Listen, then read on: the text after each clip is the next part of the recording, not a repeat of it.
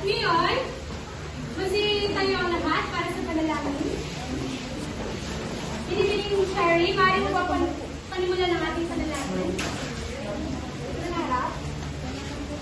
Handa na ba kayong manalangin?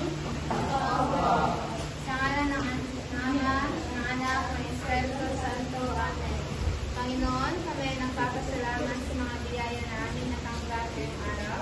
Kami ay nagpapasalamat sa buhay na iyong pinagkaloob sa amin. Naway gabayan mo kami sa aming talakayan at nang kami ay may matutunan sa araw na ito. Sa ngalan ng Ama, ng Anak, ng Espiritu Santo. Amen. Salamat, Binibining Sherry. At ngayon, bago kayo po, pakipulot muna ng mga basura na nasa sahig. At pakiayos na rin yung mga upuan. Dito, okay na ba? Dito, okay na? Upo na rin. Ngayon, meron lang ako mga alitutunin sa aking klase. Una, kapag ang guro ay nagsasalita sa harap, ano ang gagawin? Makinig mabuti. Pangalawa, so kapag gustong sumagot o may katanungan, ano ang gagawin? O, sana yung mga kamay. Makitaas. O, ang iba. Ayan. At panghuli, kapag meron tayong gagawin, o lalo-lalo na sa ating pangkatang gawain, nais pang lahat ay makipag-kooperasyon at maging aktibo sa lahat ng oras. Maliwanag ba? Maliwanag?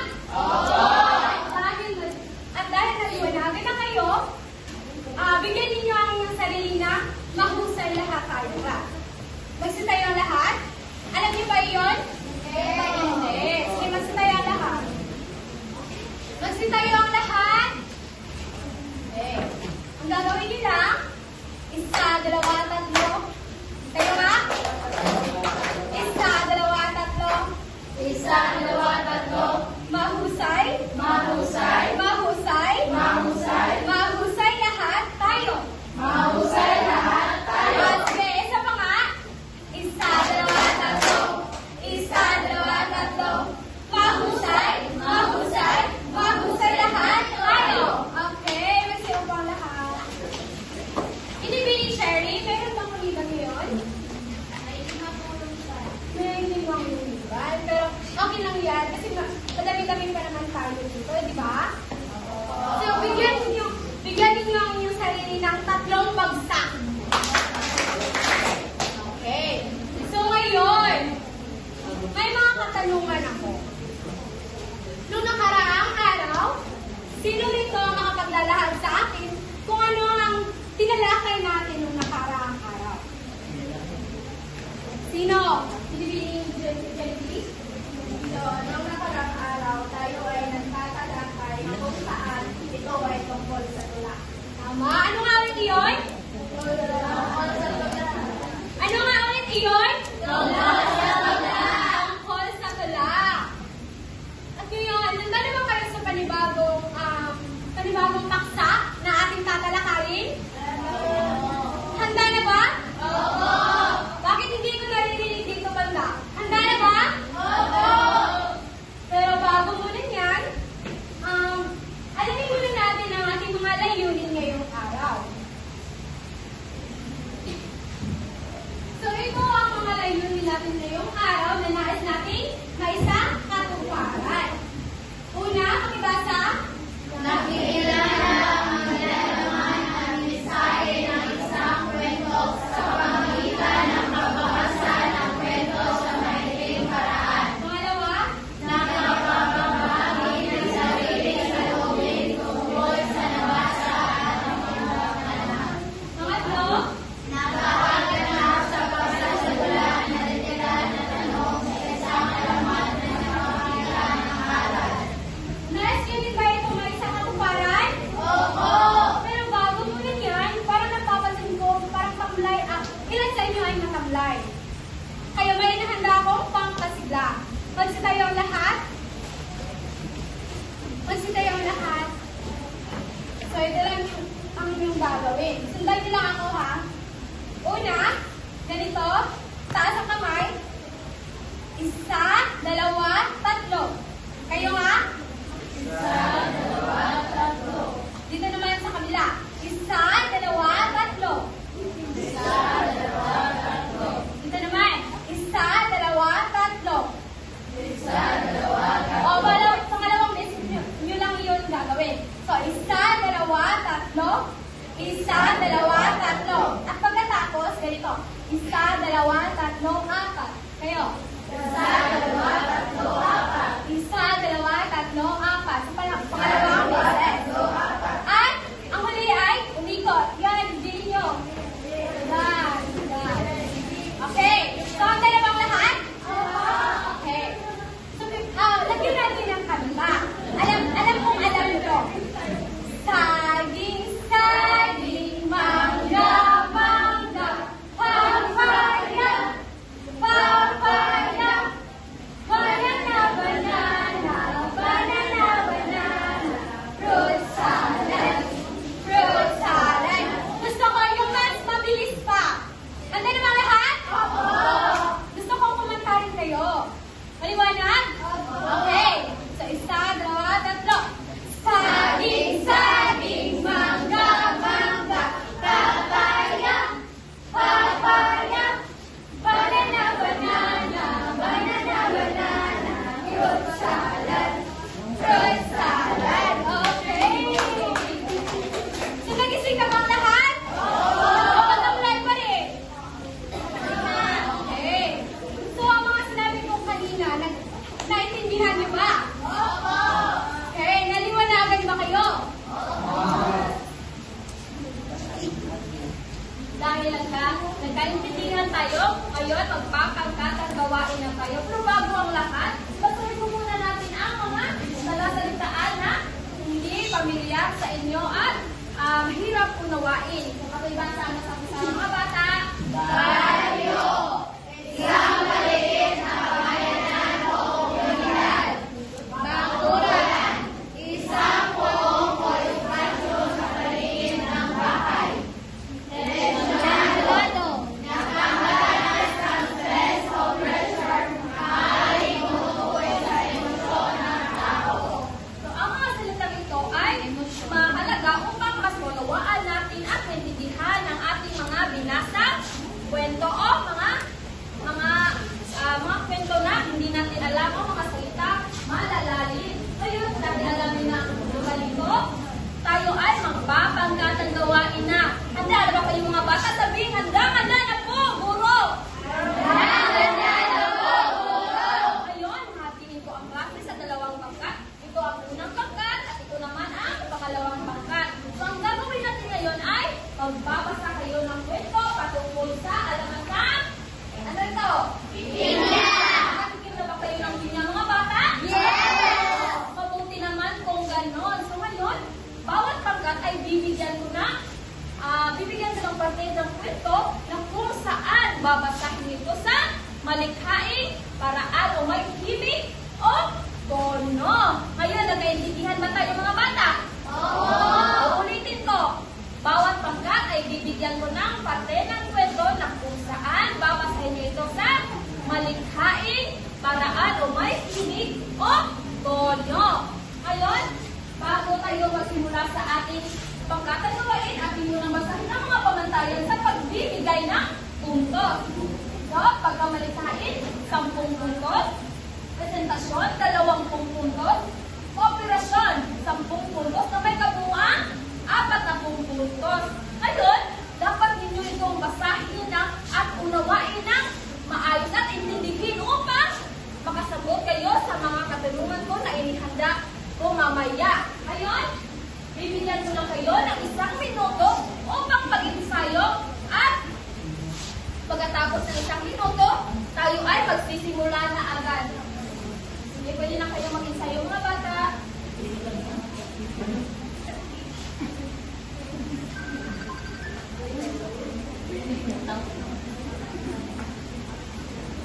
Thank you.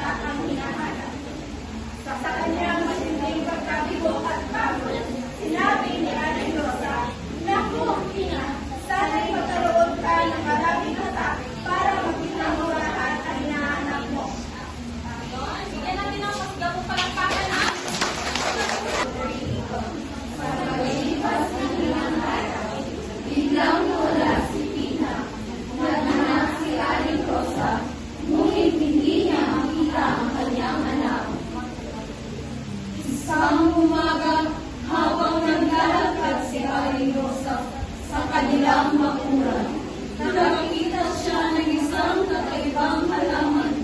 Ito ay may bunga na may maraming mata. Napagtanto ni Aling Rosa na ang halaman na ito ay si Pina, ang kanyang anak. Tinawag ni Aling Rosa ang halaman na niya bilang anak ng kanyang anak na si Pina. Ang halaman na ito ay maging padala sa mga tao na laging maging masipag at huwag mabiglang sa mga simpleng gawain. Bawal.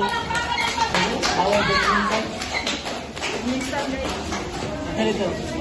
Ngayon, bakit po inaunawaan nyo ang inyong binasa at inilingan nyo talaga? Ngayon, para sa aking mga katanungan, sa unang katanungan ay, ano ang pangunahing mensahe? Anak, binasa nyo o napakinggan nyo ang kwento? Taas ang kamay sa gustong sumagot. Pag wala naman, ako ay magkakaroon.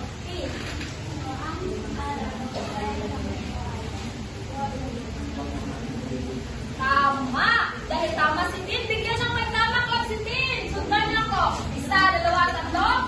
Isa, dalawa, tatlo. May tama ka! Ganon. Sige na. Isa, dalawa, tatlo. Isa, dalawa, tatlo. May tama ka! Ganon.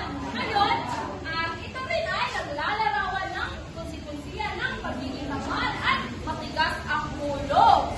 Ngayon, para sa pangalawang katanungan, ano ang nais iparating ng kwento patungkol sa pagiging masipag at pagiging masunurin?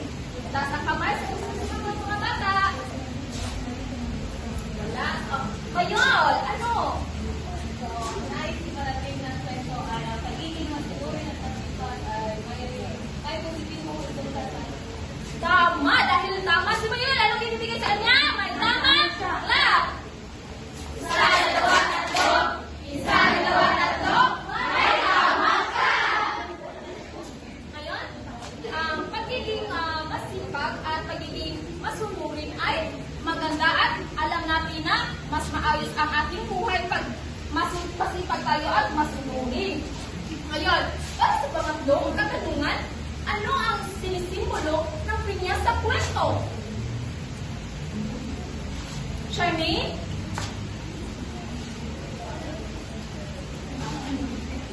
Michelle? Chocoreto? Ay, hindi mo alam?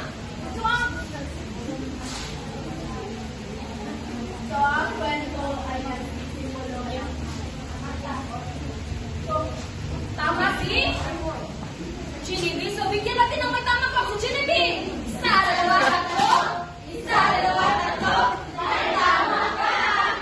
Ngayon, ang representa sa mata ng pinya ay pagiging mapagmatsyag at mapanuri na sana ay ginawa ng kanyang anak sa kanyang mga tungkulin. Ngayon, sa pang-apat na katanungan, ano, mayroon ba kayong karanasan o nakahintulad sa kwento inyong nabasa o nakapakinggan, mga bata? Charmaine?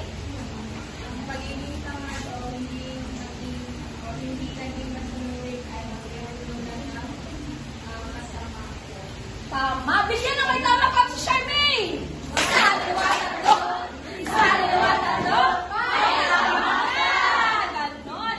Ngayon, may isang halimbawa rin dito, ang maaaring hindi pa seryoso sa pag-aaral ay magiging hindi makapatungo sa kanyang marunong dahil siya ay tamad. Dapat tayo ay maging masipag at masunurin dahil para may oportunidad na darating sa atin. Ngayon, para sa pag-uling katanungan, ano ang emosyon ang naramdaman mo habang binabasa o napakinggan nyo ang kwento? Adjana?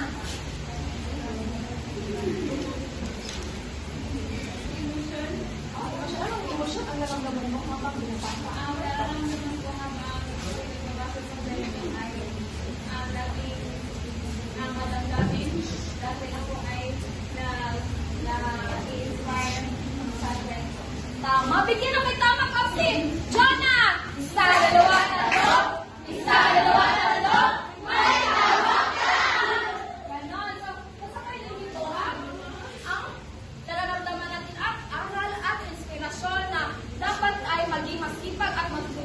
kayo upang hindi matulad kay Pina na naging Pinya.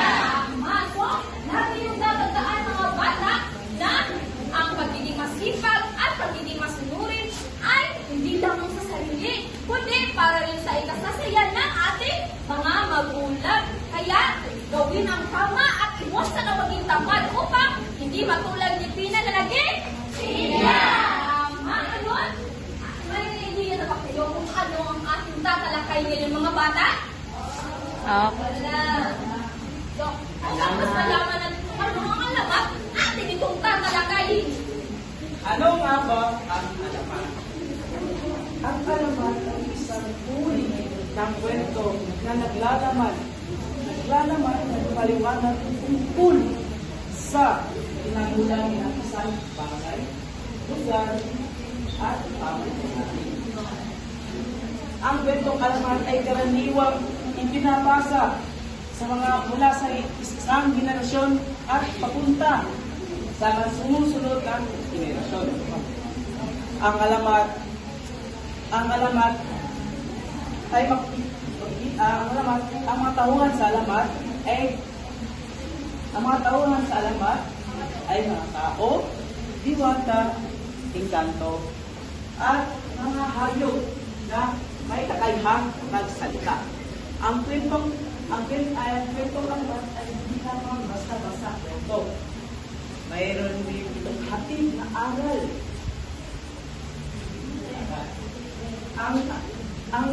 Ang alamat sa wikang Latin ay Diyos. At sa wikang Ingles naman ay legend. Ang ibig sabihin upang mabasa. Yan. Ang alamat ay may dalawang uri. Ito ang pakibasa.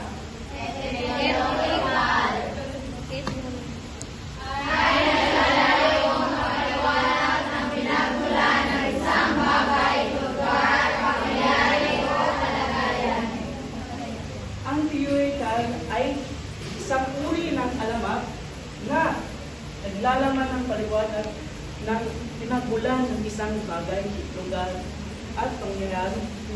Halimbawa, yung nasa nyo kanina sa aktibidad na alamat ng pinya na pinahayag sa kwento na saan nagmula ang pinya. At sa kwento rin ay naglalaman ng halagang aral. Ano nga yung mga halagang aral? Alamat ng pinya? Huwag maging tamad.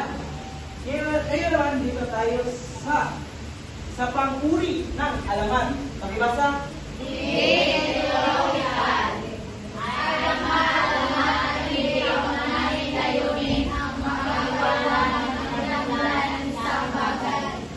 Ang theoretical ay hindi nagpapaliwanag kung saan magmula ang isang bagay, lugar at pangyayari. Sa halip, nakatuon ito sa kultura at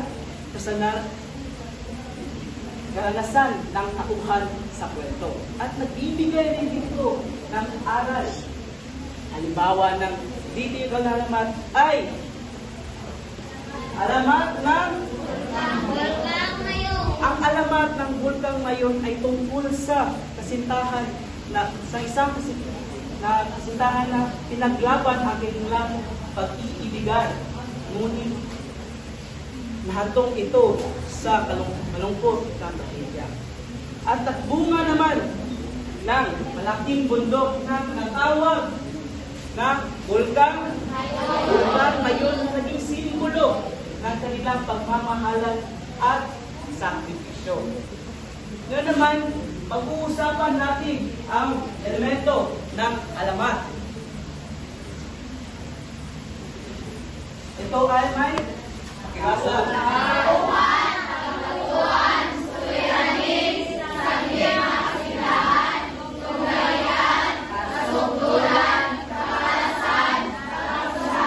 Una naman ang tauhan. Pakibasa.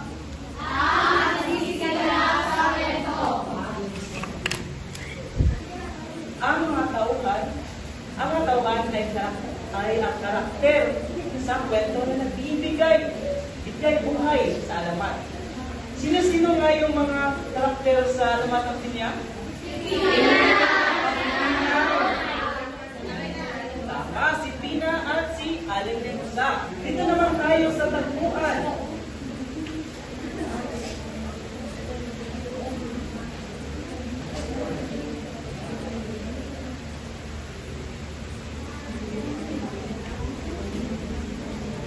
Makibasa?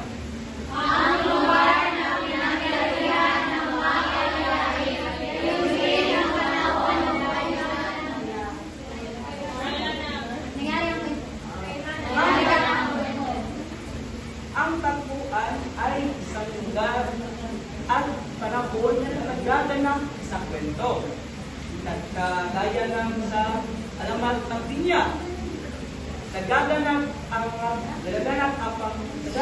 pangyayari ni Pina at ni Aling Rosa sa loob ng bahay.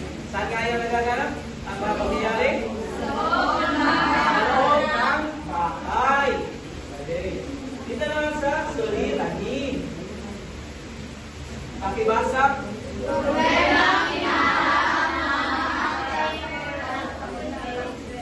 Ang suliranin ay mga problema ang kinakaharap ng mga tauhan. Kagaya ng alamat ng Pinya. Si Aling Rosa ay hindi makaklos dahil magkasakit siya at hindi rin tumutulong si Pina sa gawaing bahay. Dahil ito ay tamad. Kalimutan niyo ng alamat ng Pinya?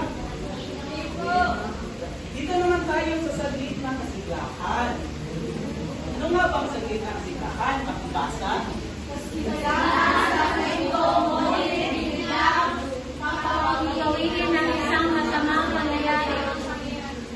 Ito ang bahagi ng kwento na nagiging masigla at exciting yung pangyayari sa mga kwento. Bawa sa alamat ng Pinya. Paulit-ulit na inutusan si Pina ni Aling Rosa, ngunit hindi ito sumusunod sa utos. Ganagan sa tunggalingan naman tayo. Makibasa. Tunggalingan.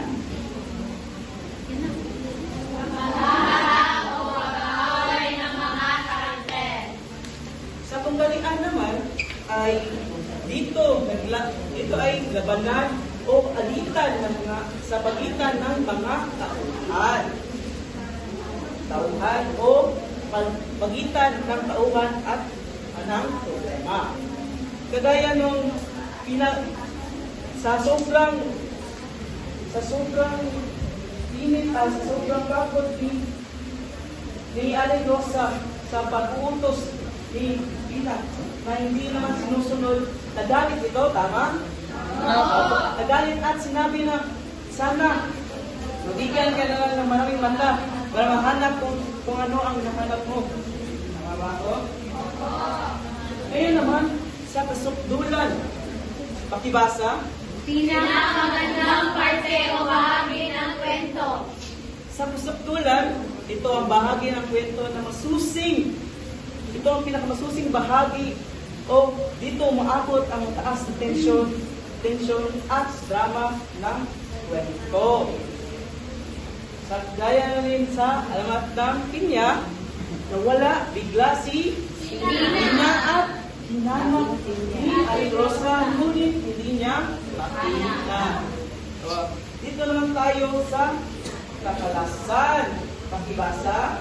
Unti-unting pagbuti ng kwento. Ito ang bahagi na kung saan nasusolusyonan na ang mga suliranin ng tauhan at nagampanan na ang mga layunin ng mga tauhan. Kagaya rin ng nung may nakita sa paghahanap ni Aling Rosa, ni Pina, may nakita siyang Pinya. pinya at nagpatunto niya na si Pina ito. Ngayon naman ay sa katapusan.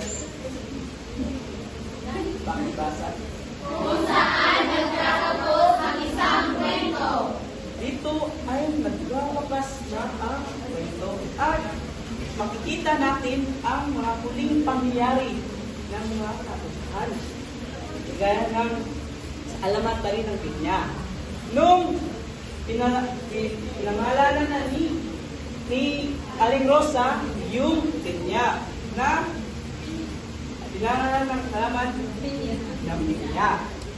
At dahil ay naaalala niya si Pina. Ano nga yung mga halagang aral sa kwento?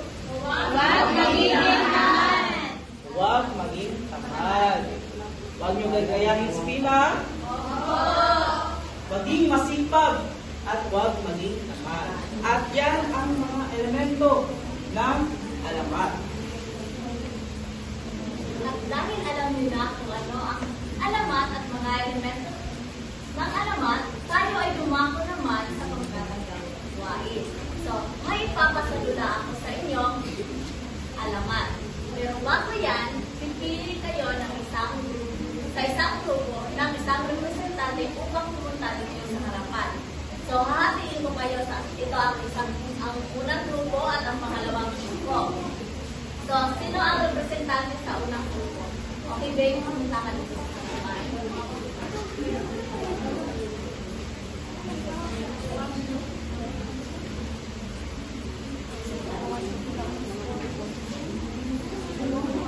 So, makinig ang lahat. So, ang gagawin mo lamang ay isasalulat niyo kung ano ang inyong nakuhang alamat.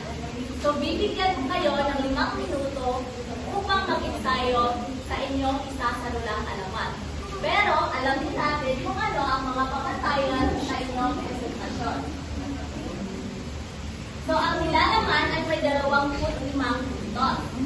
Ang presentasyon naman ay may 15 puntos. At ang operasyon ay may 10 puntos. Ang kabuoang puntos ay 50 puntos. Nagkakaunawaan ba tayo mga bata? Oo! Naintindihan niyo ba kung anong ang inyong gagawin? Oo! Kung ganon, magsimula na kayong mag-ensayo.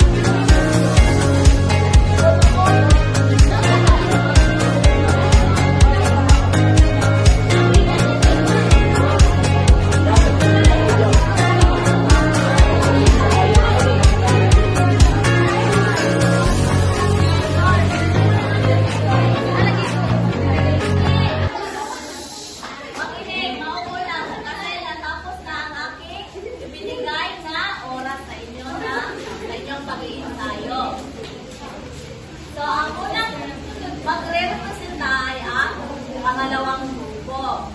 Susunod naman ang unang grupo.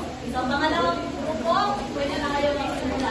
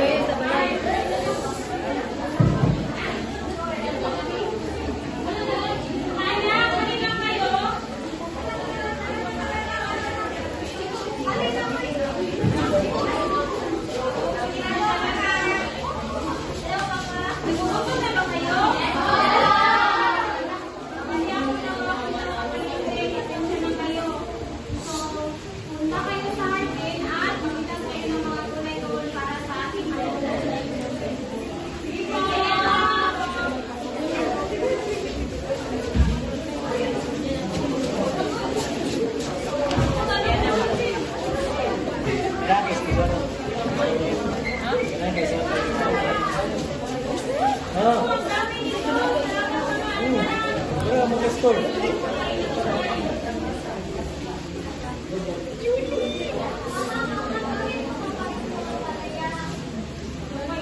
Hindi niyo ba gusto ng malaya? Gusto niyo ba malaman kung ano dahilan bakit sumakit ang malaya? Sige, makinig kayo habang ako'y naghahanda sa punan, magkikwento ako. Ganito ang nangyari. Isang araw, uy, hindi mo ba? Sarap pa rin sa sustansya kasi pinipili tayo palagi na gawing almusal. Oo nga, lalo na pag ay makuha sa labasan na nagpapalinaw ng mata. Tama nga, no? Ito nga, may isang, laman na hindi masyado hinulutuan. Oo nga, ano kaya yun? Sakit-sakit naman sa gitna. Ako naman eh, wala kang lasa. Oo nga, nakakapayat mo. Bakit? Pag ako ba ang kakainin nila, masasarapan din sila? Kaya nyo? Hindi nga, kaya nga hindi ka pinipili. Ang bait-bait mo. Alam ko na. Ang gagawin ko. Kunin ko ang kabilang mga sasarap. Parang ako din ang kakainin ng mga bata.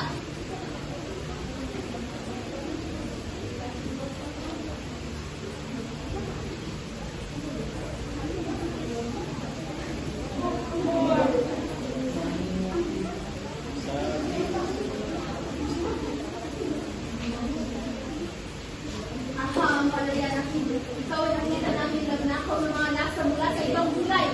Oo, nakita ka namin. At dahil sa iyong ginawa, ikaw ay aming makakasilan. Ikaw ay magdi-maitim na. Magiging na ng tiyan. Ikaw rin ay makakaroon ng malambot na balat. At bukod pa riyan, ikaw ay magkaroon ng mapakit na lasa. At hindi ka kakainin ng mga bata.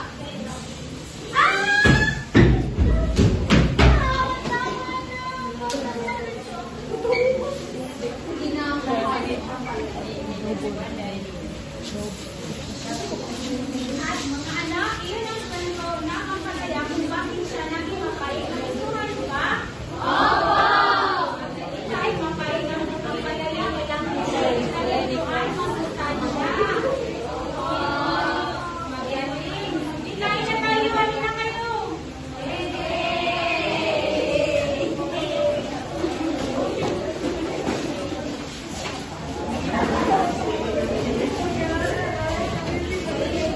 Lamang ako tayo ng pangalawang panglat, di ba? Dahil lahat na ang kanilang kung ano talaga ang alamat na ang palaya. Pero bago yan, sino ang magre-representa kung ano ang aral na inyong nakuha sa inyong sinadla?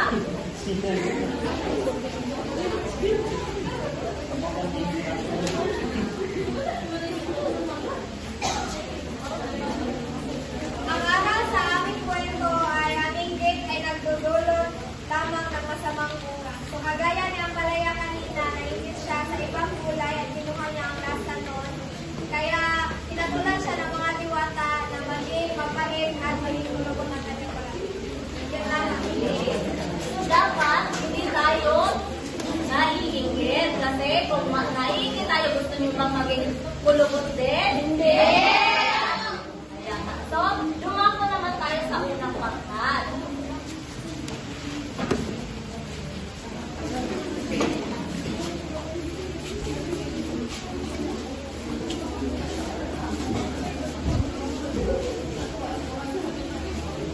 Magandang gabi sa lahat. So kami ang unang pangkat at ang alamat na isasadula namin ay alamat na rosas.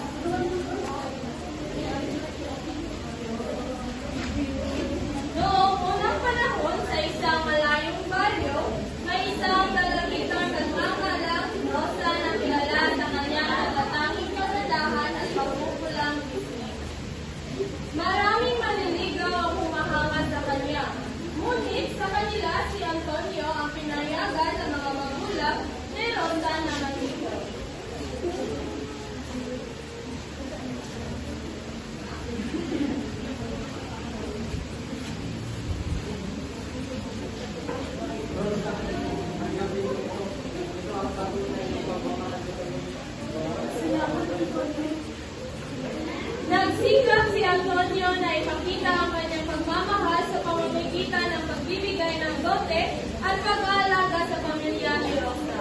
Sa kabila ng lahat, natuklasan ni Rosa na pinaglalaroan lamang siya ni Antonio ng marinig niya itong nakikipag-usap sa kanyang mga kaibigan. Alam niyo ba, dito talaga wala si Rosa? Pinaglalaroan ko lang yun. Oo! Dahil dito, labis ng sakit na nararanasan ni Rosa at hindi na siya nakita sa loob ng ilang araw. Sa kanilang dating tagpuan, lumago ang isang kakaibang halaman na tinawag na Rosa. Ang mapulang bulaklak nito ay napapaalala sa mapupulang bisngi ni Rosa, habang ang mga tinik ay nagsisilbing babala sa walang sinuman na makakakuha ng magandang bulaklak na hindi nasasampas. Bawal na salamat na aming isinadula ay maging maingat sa pagtitiwala sa ibang tao, lalo na pagdating sa pag-ibig. Ipinapakita nito na hindi palaging masaya ang pagmamahal, may kasama din itong sakit at sakripisyo. Magaling din ang unang pangkat, di ba? At dahil napakagaling ninyo, bigyan nyo ang inyong mga sarili ng masigabong palakpakan. Ngayon naman, alamin natin kung ilang puntos ba ang nakuha ng pangalawang pangkat. So, ang nilalaman, ang ibibigay ko sa inyo ay 25 puntos. Kasi magaling ang inyong gawa ng kung paano nyo pinipresenta kung ano ang alamat ng ampalaya. So sa presentasyon naman, ay bibigyan ko kayo ng 14 na puntos. Kasi may nakikita ako mga taong tumatawa habang nagsasalita. Ang operasyon naman ay bibigyan ko kayo ng 9 na puntos. Kasi may nakikita ako kanina na hindi gumagalaw at nakakaupo, umuupo lamang sa gilid-gilid, di ba? Kaya bibigyan pa ngayon ng 9 na puntos. So, ang kabuuang puntos na nakuha ng pangkat pangalawa ay 48 puntos. Sa unang pangkat naman, ay bibigyan ko kayo sa nilalaman ng 24 na puntos. Sa presentasyon naman ay 14 na puntos kasi may tumatawa rin kanina. At ang operasyon naman ay 9 na puntos kasi may mga ilan sa inyo na hindi sumasali sa inyong grupo kanina. So, ang kabuuang puntos na nakuha ng unang pangkat ay 47 puntos. So, ngayon ay napalawak na ninyo ang inyong kalaman sa pamamagitan ng pagsasalita. At dahil napalawak na ninyo ang inyong pag-unawa at kaisipan, ngayon naman ay ating susukatin ang inyong kalaman batay sa tinalakay kanina. So, bago ko ibigay ang mga sagotang papel, pakiayos muna ang inyong mga upuan at iwasan ang pakikipag-usap sa inyong mga kaklase sa oras ng pagsusulit. Maliwanag ba? Maliwanag ba yung akin? Bibigyan ko lamang kayo ng 5 minuto sa pagsagot. Ang panuto sa ating pagsusulit ay piliin at bilugan ang titik ng tamang sagot. So, kailangan nyo lamang piliin at bilugan ang titik ng tamang sagot. Maliwanag? Opo. Maliwanag. Ngayon, sisimulan ko na ang 5 minuto sa pagsagot.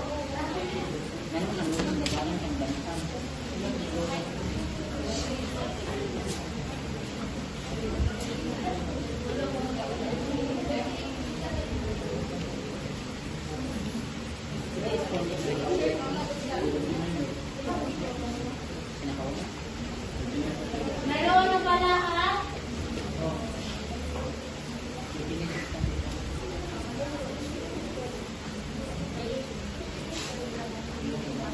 Uulitin po, iwasan ang pakikipag-usap sa inyong mga katabi sa oras ng pagsusulit.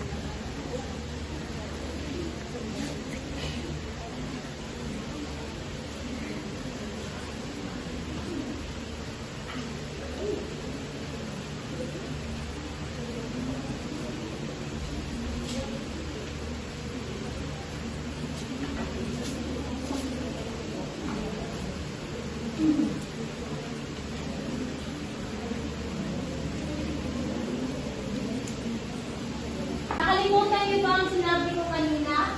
Iwasan ang pakikipag-usap sa inyong mga katabi sa oras ng pagsusulit.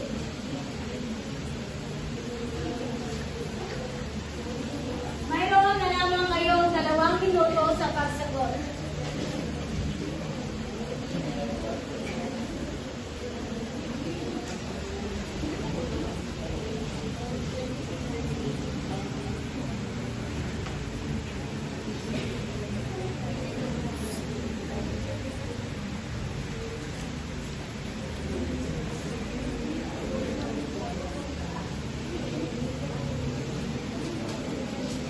Tapos na ba ang lahat?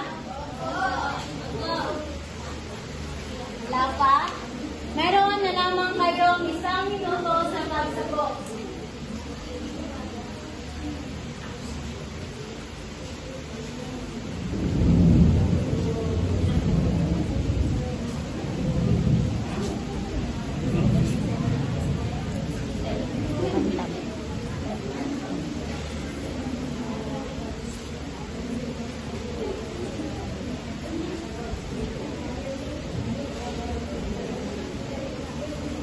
Tapos na ang 5 minuto na aking ibinigay sa pagsusulit. Ngayon naman ay ipalit ang inyong mga papel sa inyong mga katabi dahil natin na iwawasto ang inyong mga sagot.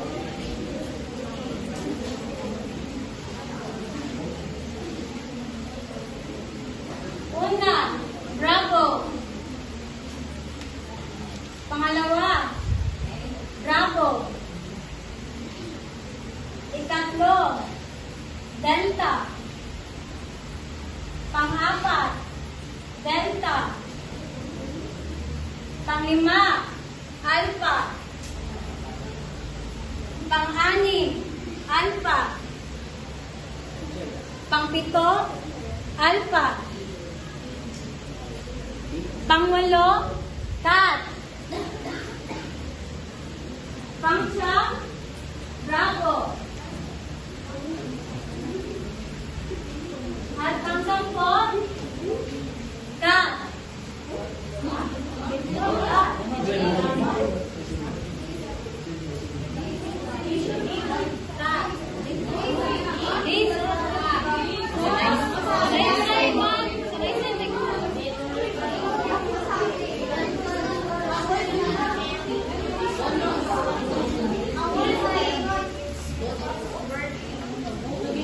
Formal.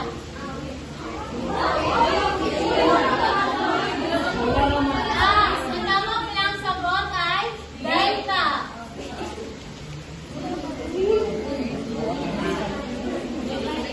Ngayon, pakilagay ng inyong mga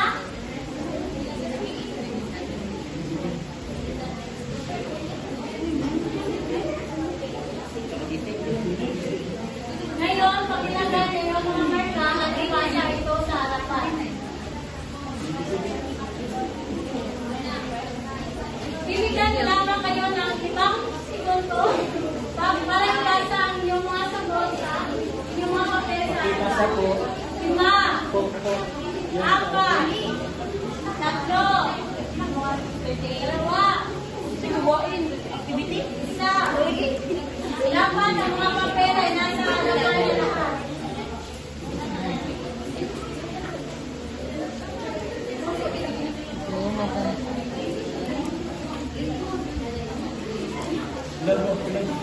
So, paano sa ginawa rin ninyo kanina, mga bata? Nakikita kong naiintindihan at nauunawaan niyo talaga ang paksa na nalaman natin ngayong araw. So, ang mga bata, importante talaga ang matutunan natin ang naman sapagkat ito'y nagbibigay ng inspirasyon at gabay sa mga desisyon at mga pakikipagkapwa natin sa ibang tao. Sa pamamagitan ng alamat, natuto tayong pahalagahan ng mga kultura at gawing inspirasyon ang bawat aral na ating nakukuha sa bawat kwento o alamat na ating napakinggan o kaya'y ating nababasa. Tama ba mga bata? Okay. So ngayon naman, tingin niyo ba mga bata? Nakukuha ba natin mula napakutan ba natin? Wala yung sa kukuha ba natin ang ating mga kilala niyo ang nilalaman at binasa kanina sa maikling paraan? Okay, magaling. Pangalawa na nakapagbabahagi ba ngayon ang sarili ninyong saloobin tungkol sa nabasa at nasakulang alaman? Magaling. Pangatlo, nakagalang ba kayo ng pagsasalita na nagpapakita ng aral? Magaling, magaling, magaling. Okay, so para naman sa iyong takdang-aralin, kunin ang inyong mga kwaderno at isulat ang panuto na aking inilakad dito sa harapan. Okay, so bibigyan ko naman kayo ng 2 minuto upang kuklahin ito. Maliwanag ba mga bata? Okay. So magsimula na kayo.